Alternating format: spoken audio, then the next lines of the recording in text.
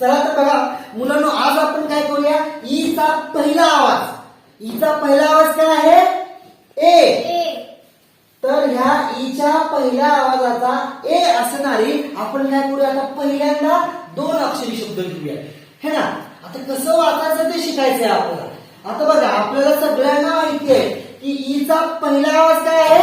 ए आहे.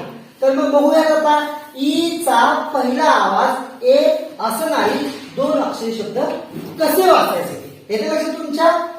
तुम्हाला मी सांगितलंय सीचा आवाज स पण होतो आणि क पण होतो, बरोबर आहे. तर एक लक्षात ठेवायचं, आता नेहमी सीच्या नंतर जर समजा ई आला तर त्या सीचा आवाज स घ्यायचा. येते लक्षात तुमच्या? मग बघा, स ए से. बघा, डीचा आवाज माहिती आपला, ड ए, फ ए, ग ए, ज ए. वाचताना डावीकडून तिकडे उजवीकडे वाचायचं. 2च अक्षर आहेत त्याच्यामुळे पहिला केचा आवाज घ्यायचा, नंतर ईचा आवाज. म्हणा मग क ए, ल ए,